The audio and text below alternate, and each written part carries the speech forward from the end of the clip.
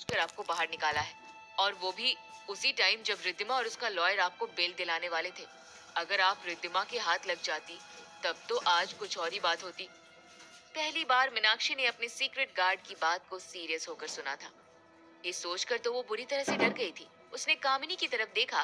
कामिनी भी सोच में पड़ी हुई थी। उसे भी समझ नहीं आ रहा था कि कौन है ऐसा जिसे हर किसी के मूव की खबर थी। मीनाक्षी ने उन सबको देखकर बोला, ठीक है, तुम उस मर्डर के बारे में पता करो, मैं इस आदमी के बारे में पता करती हूँ। कामिनी अभी भी सोच में पड़ी हुई थी। उसे कुछ अलग बात समझ आ गई थी। उसने धीरे से मीनाक्षी से कहा, मैडम, क्या पता ये दोनों आदमी एक ही हो। मीनाक्षी को धीरे धीरे करके सब कुछ समझ आने लगा था। उसे समझ आ गया था कि कोई ऐसा आदमी है जिसे उसके बारे में सब कुछ पता है। उसने गार्ड्स को इन्फॉर्मेशन निकालने के लिए भेज दिया और खुद भी काम पर लग गई। रिद्धिमा भी इसी आदमी को ढूंढ रही थी जिसने मीनाक्षी को बाहर निकाला था, और मीनाक्षी खुद भी। इधर प्रतीक भास्कर चाचा के बारे में सब जानना चाहता था। 24 घंटे होने वाले थे और प्रतीक राघव के कॉल का वेट कर रहा था। राघव ने 24 घंटे के बाद भी कॉल नहीं किया तो प्रतीक ने खुद ही गुस्से में कॉल करके पूछा, राघव, 24 घंटे का मतलब 24 घंटा ही होता है, क्या तुम्हें कुछ पता चला? राघव थोड़ा उदास सा था। उसने बोला, नहीं सर, मुझे किसी भास्कर ओबरॉय के बारे में इंफॉर्मेशन नहीं मिली। जिनसे भी मैंने इस बारे में पूछा उन्होंने कहा कि इस नाम को उन्होंने कभी सुना ही नहीं है। राघव की बात ने प्रतीक को और बेचैन कर दिया था। वो किसी भी तरह से अब भास्कर के बारे में जानना चाहता था। उसने बिना कोई जवाब दिए ही राघव का कॉल डिस्कनेक्ट कर दिया। राघव को अच्छा नहीं लगा। उसने वापस कॉल बैक किया और बोला, सर, आपके पास क्या उनकी कोई फोटो है? क्या पता वो नाम बदल कर रह रहे हो। अगर फोटो मिल जाती तो मैं उन्हें कहीं से भी ढूंढ निकालूंगा। प्रतीक याद करने की कोशिश कर रहा था कि क्या उसने ओबरॉय मेंशन में आज तक कोई ऐसी फोटो देखी है जिसमें भास्कर भी हो। प्रतीक को तो भास्कर का चेहरा तक याद नहीं था। उसने बोला, मेरे पास तो फोटो नहीं है, लेकिन अगर इससे तुम्हारी हेल्प होगी तो मैं जरूर ढूंढ कर भेजता हूँ। प्रतीक ये सब बात करने के बाद ऑफिस से लंच में ही घर चला गया। उसकी पूरी नजर घर के हर फोटोग्राफ पर थी। किसी भी फोटो में विशाल, मीनाक्षी, तनु, तनु की छोटी बहन, सरला जी, रुद्र और दादाजी के अलावा कोई और फोटो नहीं थी। प्रतीक काफी देर तक फोटो ढूंढता रहा लेकिन कुछ हाथ नहीं लगा। उसने एक सर्वेंट को बुलाया और पूछा, घर के कुछ पुराने फोटोज हैं क्या? हाँ सर, लेकिन ओबरॉय साहब ने कहा था कि उन्हें आउट हाउस में रख दो, इसलिए काफी सालों से वो वहीं पड़े हैं। आप कहो तो मैं उन्हें ले आता हूँ। हाँ, मेरे कमरे में वो फोटोज लेकर आओ, और किसी को इस बारे में पता नहीं लगना चाहिए, न मेरी माँ को और न ही दादाजी को। सर्वेंट जल्दी से गया और छोटा सा पुराना सूटकेस लेकर प्रतीक के रूम में दे दिया। प्रतीक ने अपना कमरा अंदर से लॉक किया और सूटकेस खोला। उसके सामने बहुत सारे फोटोज थे। एक पूरा फोटो का एल्बम था। उसमें नाम लिखा था, लेकिन इतना पुराना हो चुका था कि वो अच्छे से समझ नहीं आ रहा था।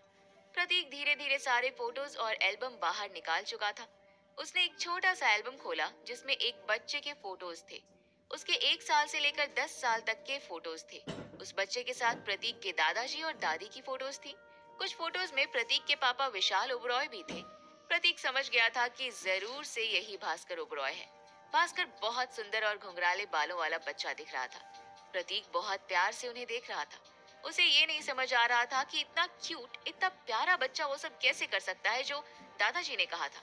फोटोज देखकर उसने मन ही मन कहा, भास्कर चाचा, ये बच्चा कितना भी बड़ा हो जाए अपनी फैमिली के साथ कुछ गलत नहीं कर सकता है। जरूर दादाजी को कोई गलत फहमी हुई होगी। इसके बाद प्रतीक ने उन फोटोज को निकाला जिसमें भास्कर काफी बड़ा हो चुका था।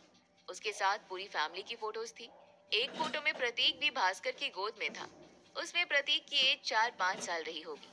उस फोटो को देखकर प्रतीक और भी कंफ्यूज हो गया कि ये आदमी जो इतने प्यार से फैमिली के साथ है, वो क्यों ये सब करेगा। उसके मन में फोटोज देखते हुए और भी सवाल आ गए थे। वो मन ही मन सोच रहा था, अगर चाचा ने वो सब किया भी जो दादाजी ने कहा, तो उसके पीछे क्या वजह रही होगी। जरूर दादाजी मुझसे कोई बड़ी बात छुपा रहे हैं। इस बारे में मैं दादाजी से ही बात करूंगा। प्रतीक ने एक फोटो फोन से क्लिक करके राघव को भेज दिया और मैसेज किया, इनकी इन्फॉर्मेशन चाहिए मुझे, यही लास्ट फोटो है जो मुझे मिली है। जो फोटो प्रतीक ने भेजी थी वो भास्कर की 25-26 साल की थी। प्रतीक फोटो भेजकर अब राघव के इन्फॉर्मेशन का वेट कर रहा था। वो पहले ये जानना चाहता था कि भास्कर ओबरॉय जिंदा है भी या नहीं।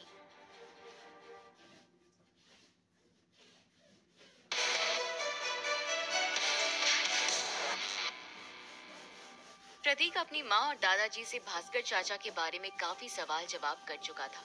वो अपने रूम में बैठकर फोटोज देख चुका था। उसमें कुछ और भी फोटोज थे जो उन चाचा के थे जो कुछ टाइम पहले गुजर गए थे। प्रतीक राघव को फोटो भेजने के बाद और भी फोटो देख रहा था और भास्कर के बारे में उसका दिमाग कई तरह के ख्याल बुन रहा था। उसको कहीं ना कहीं यही लग रहा था कि भास्कर चाचा को यूं ही कुछ भी कहा जा रहा है और ये भी हो सकता है कि अब वो जिंदा तक ना हो।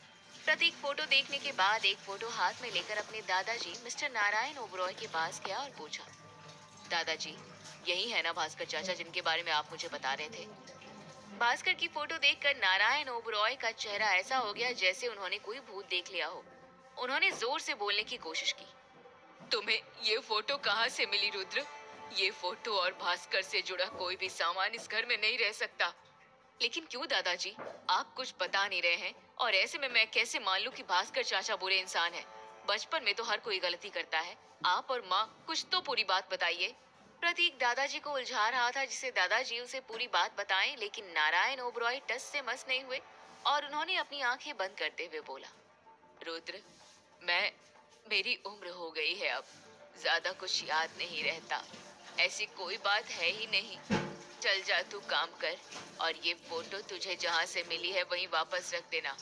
प्रतीक दादाजी की आवाज सुनकर ही समझ गया था कि दादाजी उसे और उसकी बातों को इग्नोर कर रहे हैं। वो नाटक कर रहे हैं जिससे प्रतीक उनसे ज्यादा सवाल ही ना करे। प्रतीक फोटो लेकर बाहर आ गया और गेट पर ही उसे वो सर्वेंट मिला जिससे उसने फोटो वाला सूटकेस मंगाया था। दादाजी ने उसे मिलने के लिए बुलाया था। सर्वेंट के चेहरे के रंग उड़े हुए थे। उसे देखकर प्रतीक ने पूछा, क्या हुआ, दादाजी ने बुलाया है क्या तुम्हें? हाँ, उन्हें शायद कुछ चाहिए था। सर्वेंट ने प्रतीक को ये नहीं बताया कि नारायण ओबरॉय ने उसे डांटने के लिए बुलाया था। प्रतीक के जाने के बाद नारायण ओबरॉय ने सर्वेंट को बहुत कुछ कह सुनाया। इतने टाइम से तुम यहाँ पर काम कर रहे हो, क्या करना चाहिए और क्या नहीं, इस बात की समझ तुम में अभी तक नहीं आई है। रुद्र जो कहेगा तुम वो सब कर दोगे क्या? सर, मैं रुद्र बाबा की बात को कैसे मना? नारायण ओबरॉय ने अगली बात करने से पहले पूरी ताकत इकट्ठा की और बोले, हाँ, भास्कर के बारे में प्रतीक चाहे जो सवाल करे, कुछ भी कहे, तुम्हें कुछ नहीं कहना है। बस कह दो तुम्हें कुछ नहीं पता। लेकिन तुमने ये नहीं किया। तुमने उसे पूरा सूटकेस ही लाकर सामने रख दिया। सर्वेंट ने दादाजी से कई बार माफी मांगी। वाकई उससे गलती हुई थी क्योंकि उसी फोटो के सूटकेस की बदौलत अब प्रतीक भास्कर के बारे में काफी कुछ पता कर सकता था। राघव के पास फोटो पहुंच गई थी और वो हर तरफ उसी फोटो को लेकर छानबीन कर रहा था, लेकिन जहां जाता वहां मायूसी ही उसके हाथ लगती। प्रतीक राघव की कॉल का इंतजार कर रहा था और इधर मीनाक्षी ने अपनी बेटियों से मिलने के लिए कॉल किया।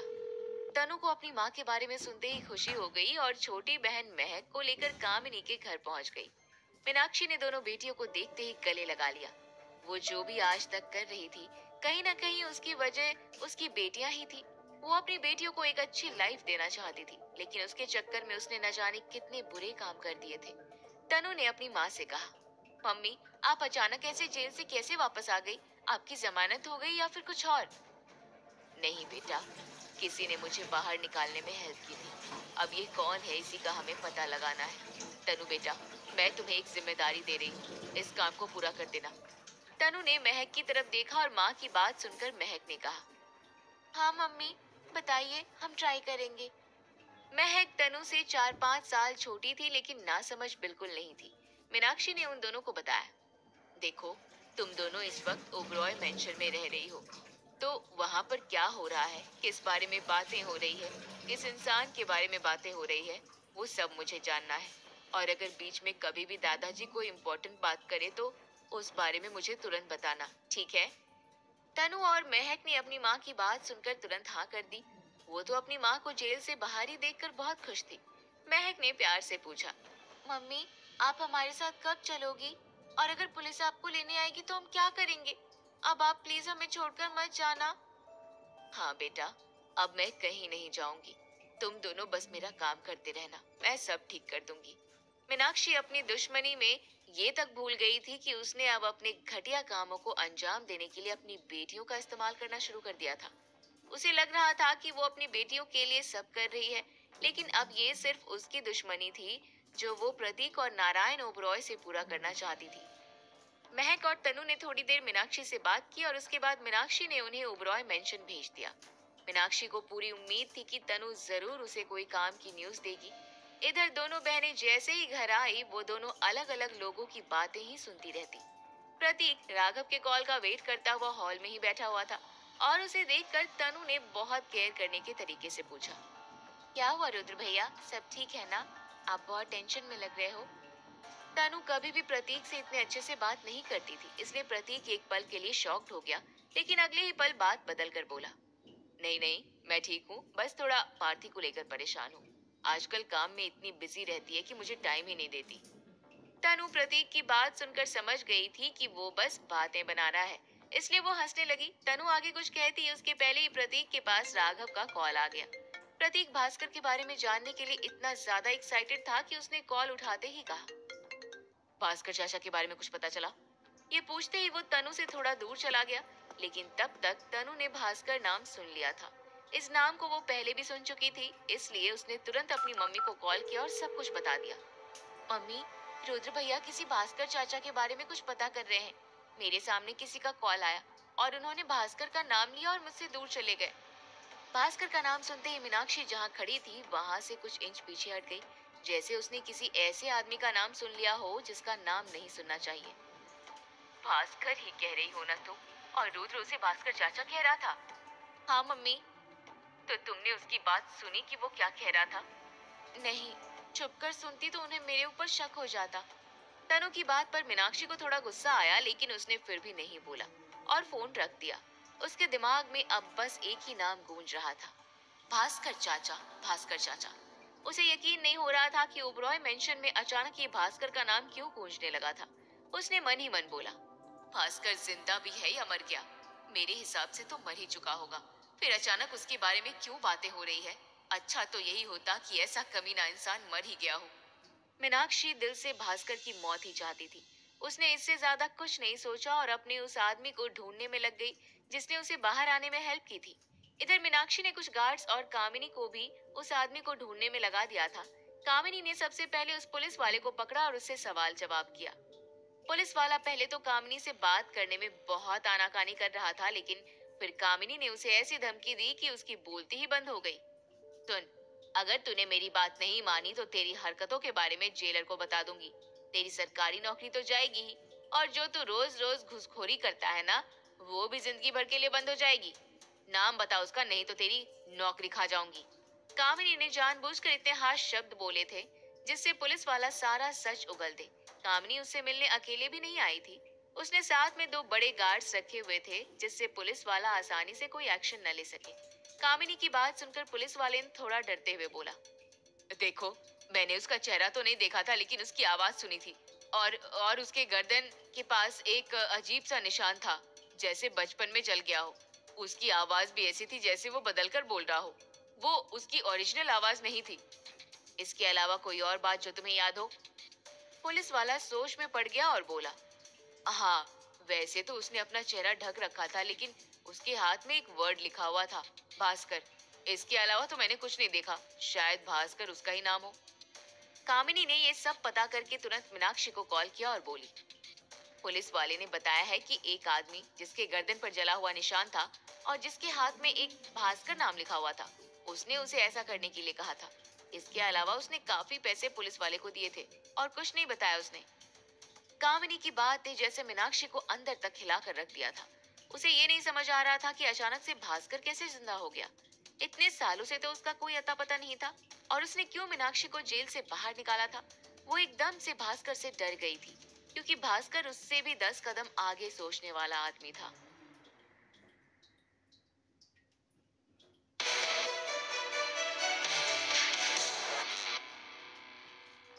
मीनाक्षी अब भास्कर को लेकर बहुत सीरियस हो गई थी। उसे समझ आ चुका था कि उसके साथ इस वक्त जो भी हो रहा है उसमें भास्कर का ही हाथ है, और कहीं ना कहीं भास्कर को ये भी पता होगा कि इस वक्त वो कहाँ पर छुपी हुई होगी। उसे अब कामिनी के घर में रहते हुए डर लगने लगा था। उसने कामिनी का कॉल डिस्कनेक्ट किया और तुरंत घर की खिड़कियां दरवाजे सब लॉक कर दिए थे। उसके अंदर भास्कर का नाम सुनकर जैसे करंट दौड़ गया था। उसके माथे पर पसीने की कुछ बूंदें डर के मारे दिख रही थी। इधर मीनाक्षी भास्कर का नाम सुनकर हैरान थी और उधर प्रतीक राघव से कॉल पर भास्कर के बारे में बात कर रहा था। कुछ पता चला? नहीं सर, इस फोटो से तो कुछ पता नहीं लग पाया। मेरे हिसाब से वो नाम बदल कर ही रह रहा होगा, नहीं तो उसे ढूंढने में इतनी मुश्किल नहीं होती। और ऊपर से ये फोटो इतनी पुरानी है कि 40-45 साल के आदमी को ढूंढना मुश्किल होगा। प्रतीक ये बात सुनकर कुछ सोचने लगा और तभी उसे कुछ याद आया। उसने बोला, तुमने फोटो में इनकी गर्दन पर एक निशान देखा है ना? शायद बचपन में ये किसी तरह से जल गए थे, जिसकी वजह से निशान काफी बड़ा दिखता है। एक बार ऐसे आदमी को ढूंढो जिसके गर्दन में जलने का निशान हो। राघव ये सुनकर थोड़ा कॉन्फिडेंट हो गया। इस तरह के आदमी को वो ढूंढ सकता था। प्रतीक ने आखिर में उससे कहा, इंडिया में पूरी तरह से इन्हें ढूंढो, लेकिन हो सके तो सबसे पहले पूरे देहरादून में भी नजर मार लेना। मुझे ऐसा लग रहा है कि वो देहरादून में ही हो सकते हैं। राघव ने ये बात सुनी और अपने लोगों को पूरी बात बताकर देहरादून में भास्कर चाचा को ढूंढने में लगा दिया। प्रतीक भास्कर के बारे में पता न चलने की वजह से काफी परेशान हो गया था। वो चुपचाप ऑफिस में बैठकर बहुत कुछ सोच रहा था। पिछले 2-3 दिनों से उसने ढंग से पार्थी या किसी से भी बात नहीं की थी। पार्थी को उसकी चिंता हो रही थी। उसने 1-2 बार प्रतीक को कॉल किया, लेकिन उसने कॉल कट कर दिया। वो इस वक्त अलग ही खोया हुआ था। पार्थी को कुछ ठीक नहीं लग रहा था, इसलिए उसने बलवंत को बुलाया और बोला, बलवंत, प्रतीक ठीक है ना? तुमने ही आज सुबह उसे ऑफिस छोड़ा था ना? हाँ मैडम, वैसे मुझे तो ठीक लग रहे थे, पर उनका चेहरा देखकर पता चल रहा था कि वो किसी बारे में बहुत टेंशन ले रहे हैं। ये सुनकर पार्थी को ऐसा लगा जैसे इस बार भी प्रतीक काशी को लेकर परेशान हो रहा है, इसलिए वो तुरंत प्रतीक से मिलने आ गई। एकदम से पार्थी को अपने ऑफिस में देखकर प्रतीक एक पल के लिए हैरान हो गया, क्योंकि वो कहीं और ही खोया हुआ था। पार्थी ने उसे देखते ही पूछा, क्या बात है, किसके ख्यालों में खोए हो? सब ठीक है ना? बलवंत ने बताया तुम काफी टेंशन में हो। प्रतीक पार्थी की बात सुनकर चेयर पर बैठ गया और एक गहरी सांस लेकर बोला, हाँ कुछ सोच रहा था। घर में माँ और दादाजी मुझसे बहुत सी बातें छुपाने की कोशिश कर रहे हैं और मुझे समझ नहीं आ रहा है कि मैं इस बारे में कैसे जानूं। अगर माँ और दादाजी वो बात तुम्हें नहीं बता रहे हैं, इसका यही मतलब है कि वो तुम्हारी भलाई चाहते हैं। अगर वो बात तुम्हारे जानने के लिए होती तो जरूर बताते। तुम फालतू में इतनी टेंशन ले लेते हो।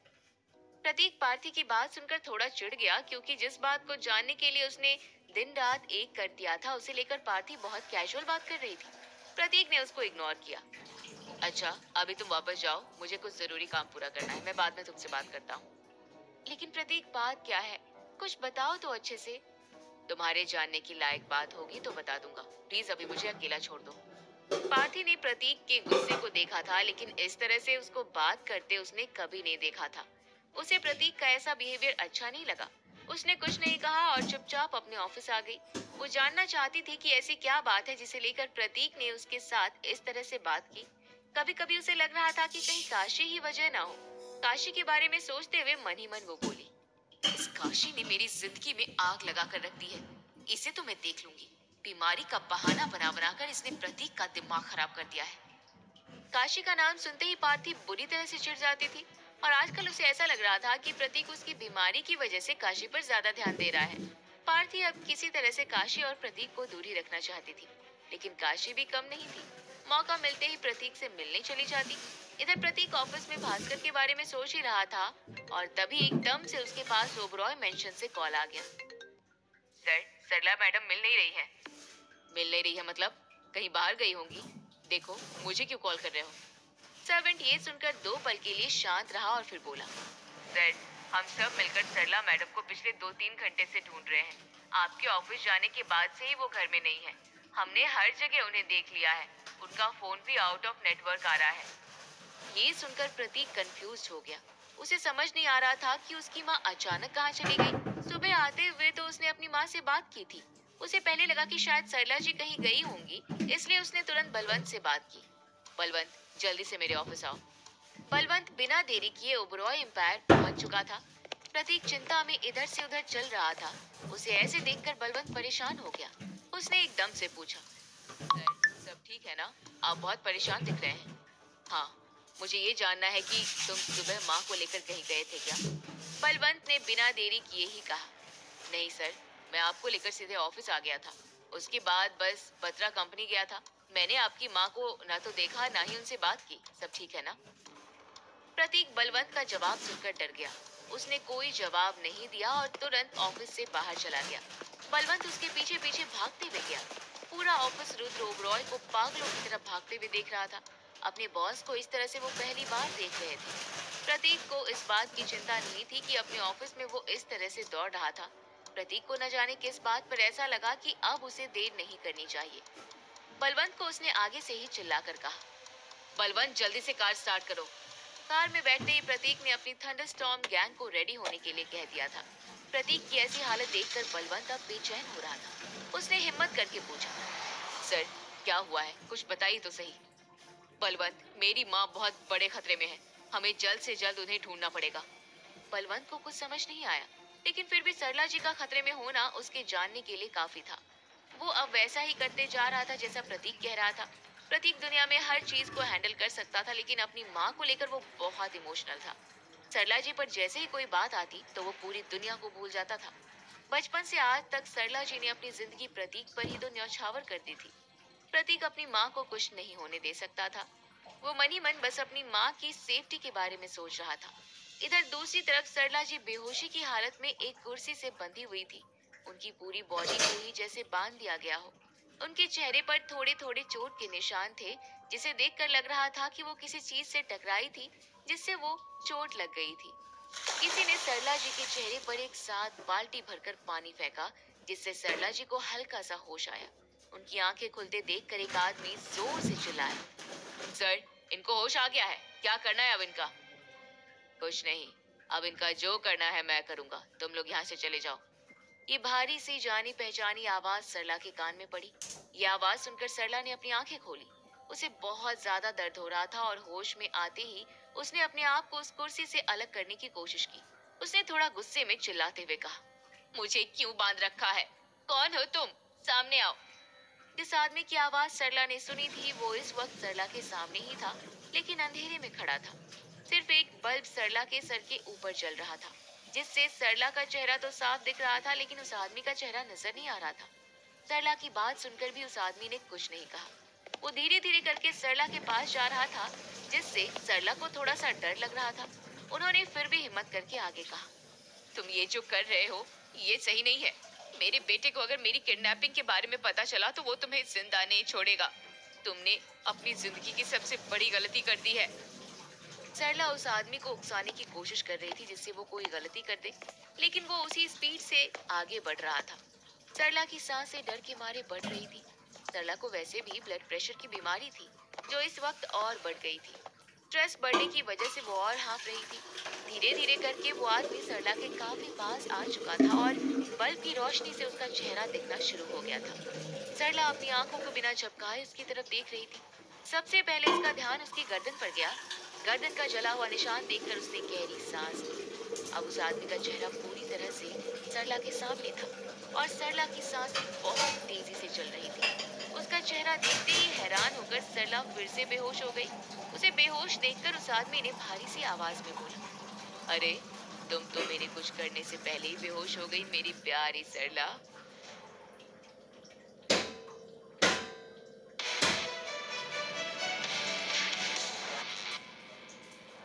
प्रतीक ने सरला जी को घर में एक बार अच्छे से ढूंढा और जहाँ जहाँ वो जा सकती थी उसने सब जगह चेक किया, लेकिन सरला जी कहीं नहीं मिली। उसका शक एकदम पक्का हो गया था। प्रतीक ने धीरे से खुद से ही बोला, मेरी माँ को अगर कुछ भी हुआ तो तुम जो भी हो, मैं तुझे जिंदा नहीं छोड़ूंगा। इधर सरला जी उस अजीब से खंडर में बेहोश पड़ी थी। उनके चेहरे पर फिर से किसी ने पानी डाला। उन्होंने घबराकर अपनी आंखें खोली। सामने खड़े आदमी को देखकर एक पल के लिए वो घबरा गई। सरला की घबराहट देखकर उस आदमी ने कहा, क्या हुआ सरला, मुझे देखकर डर क्यों रही हो? मैं तुम्हें कुछ नहीं करूंगा, डोंट वरी।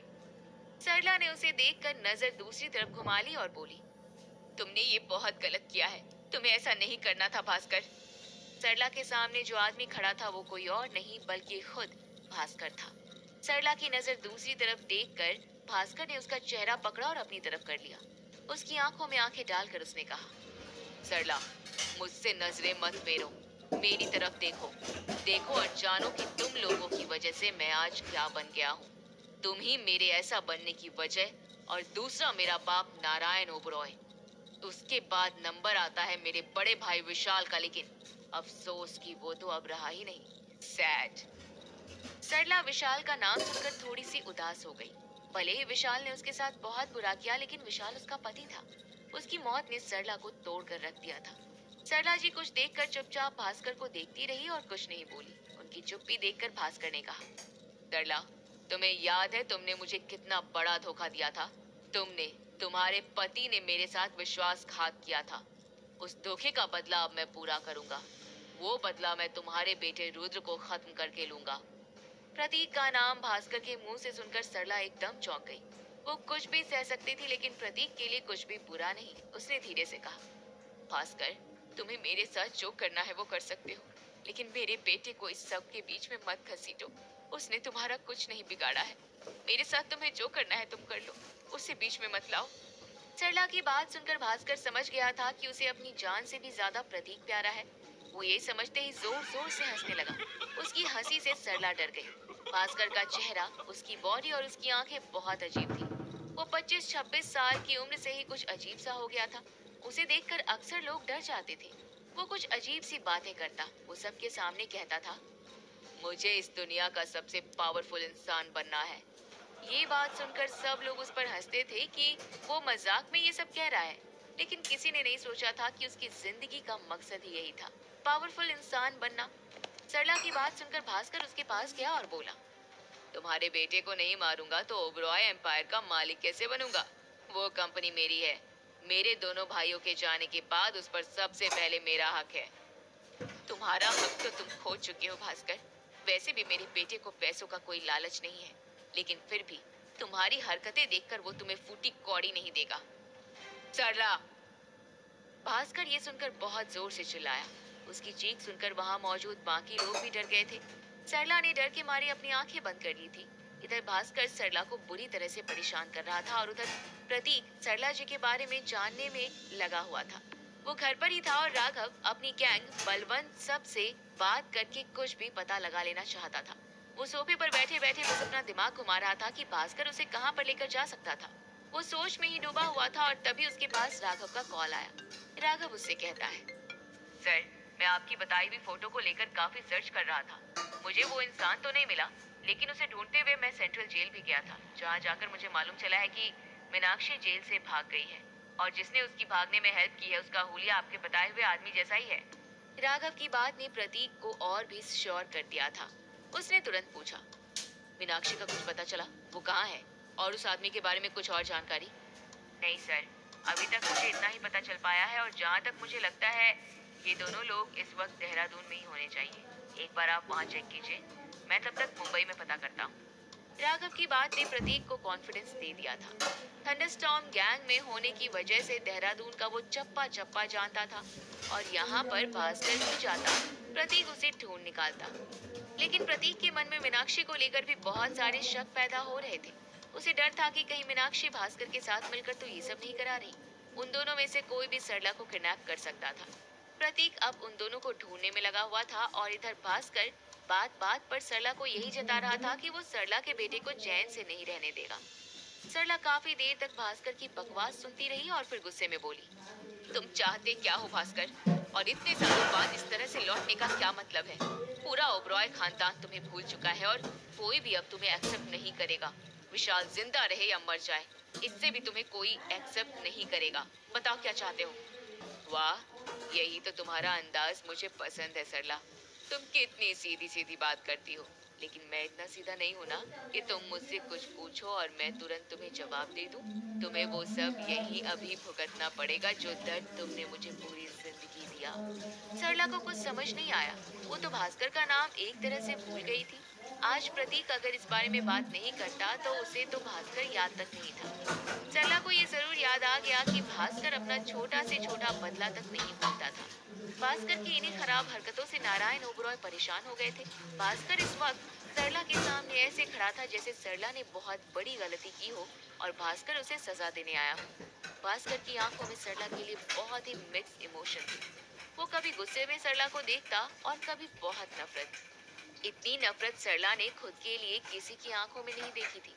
तभी भास्कर के पास उसके एक आदमी ने आकर न्यूज दी, सर, रुद्र ओबरॉय को आपकी भनक लग गई है। ये सुनकर भास्कर राक्षसी हंसी हंसा। ये सुनकर सरला डर गई।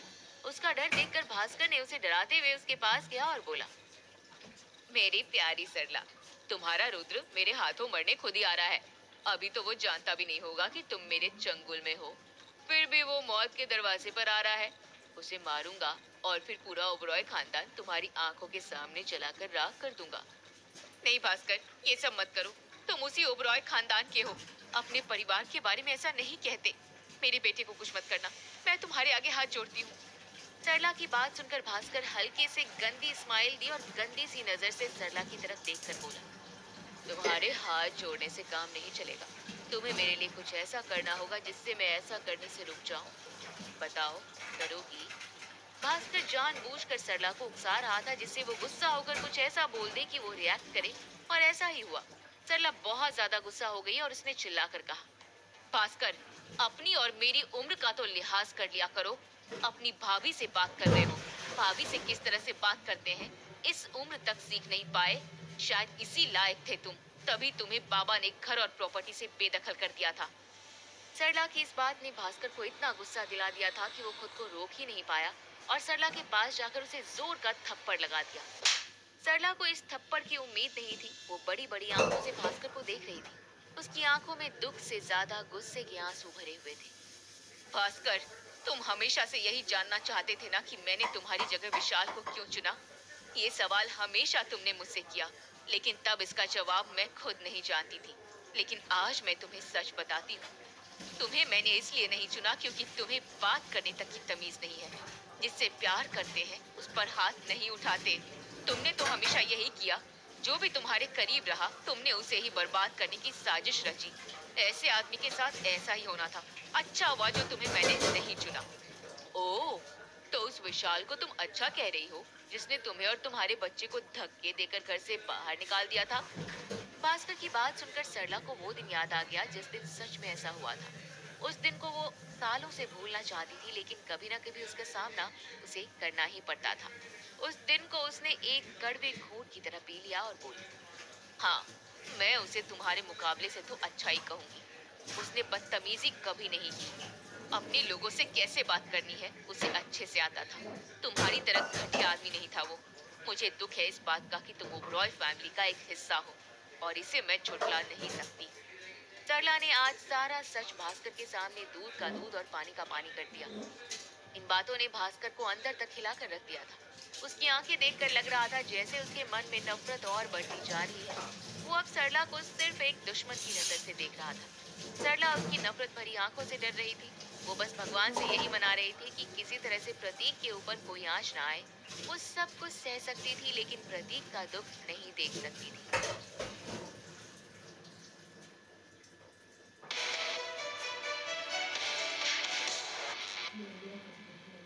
प्रतीक सरला को ढूंढ ढूंढ कर थक चुका था, मगर ना तो सरला का कॉल लग रहा था और ना ही किसी ने उन्हें कहीं जाते देखा था। थक हार कर उसने केडी को कॉल किया। कॉल पे खोते ही प्रतीक ने कहा, केडी, तुम्हारे लिए एक काम है। जल्दी से पता लगाओ कि सरला ओबरॉय कहाँ है। उनका पता नहीं चल पा रहा है। ये अर्जेंट है, इसलिए देरी मत करो। जल्दी से जल्दी काम खत्म करके मुझे इन्फॉर्मेशन दो। केडी ने ओके कहा और तुरंत अपने काम पर लग गया। आधे घंटे बाद उसने प्रतीक को कॉल किया और कहा, ब्लैक कोबरा, आपकी माँ को किसी ने किडनैप कर लिया है। मैंने उस जगह का पता लगा लिया है और आपको मैसेज भी कर दिया है। प्रतीक ने कहा, गुड। तुम और कनक मुझे उसी जगह के बाहर मिलना। मुझे तुम लोगों की मदद की जरूरत पड़ सकती है। केडी ने सहमति जता दी। अब प्रतीक ने ज्यादा देरी नहीं की और गाड़ी में बैठकर केडी की बताई हुई जगह पर पहुंच गया। ये एक पुरानी फैक्ट्री थी। प्रतीक को केडी और कनक फैक्ट्री के बाहर ही नजर आए। कनक और केडी ने प्रतीक को ग्रीट किया। फिर कनक ने कहा, यहाँ ज्यादा लोग नहीं हैं, मगर सब लोग फैक्ट्री के अंदर ही है ब्लैक कोबरा। हमें तुरंत वार कर देना चाहिए। प्रतीक ने इस बात से असहमति जताई और कहा, हमें पूरी प्लानिंग के साथ अंदर जाना है। भले ही हम आसानी से उनका सामना कर सकते हैं, मगर अभी माँ उन लोगों की कैद में है, जिसे हमारी कमजोरी समझकर इस्तेमाल किया जा सकता है। इसलिए हमें सोच समझकर आगे बढ़ना होगा। एक प्लान बना लेते हैं, उसके बाद ही अंदर जाएंगे। केडी ने कहा, आप ठीक कह रहे हैं ब्लैक कोबरा। मेरे ख्याल से तो हम तीनों को एक साथ अंदर नहीं जाना चाहिए। हम में से किसी एक को बाहर रुकना होगा ताकि सिचुएशन बिगड़ने पर मामला संभाला जा सके। प्रतीक ने हाँ में सिर हिलाया और कहा, कनक, तुम बाहर ही रहो और केडी, तुम मेरे साथ चलो। प्रतीक का ऑर्डर मिलते ही केडी उसके साथ चला गया। वो फैक्ट्री के अंदर गए तभी दो गार्ड्स ने उनका रास्ता रोक लिया। एक गार्ड ने पूछा। कौन हो तुम दोनों और अंदर कहाँ घुसे चले जा रहे हो? केडी ने कहा। अगर जिंदा रहना चाहते हो तो रास्ता छोड़ दो। अभी हमें तुमसे नहीं, तुम्हारे बॉस से काम है, इसलिए तुम किनारे ही रहो तो बेहतर होगा। दूसरे गार्ड ने कहा। ऐसे कैसे किनारे हो जाएं? हमारे बॉस से कोई ऐरा गेरा नहीं मिलता। एक तो तुम यहाँ काम से आए हो, ऊपर से हमें ही धमकी दे रहे हो। तुम्हें तो मैं बताता हूँ। ये कहकर उसने केडी को पंच मारना चाहा, मगर प्रतीक ने उसका हाथ बीच में ही रोक लिया। उसने उस गार्ड को एक जोरदार पंच मारा जिससे वो बहुत दूर जा गिरा। प्रतीक ने दूसरे गार्ड से पूछा, तुम्हें भी टैक्स की जरूरत है या फिर चुपचाप अंदर जाने दोगे? वो गार्ड डर के मारे पीछे हट गया। प्रतीक ने केडी को अंदर चलने का इशारा किया और फिर दोनों जल्दी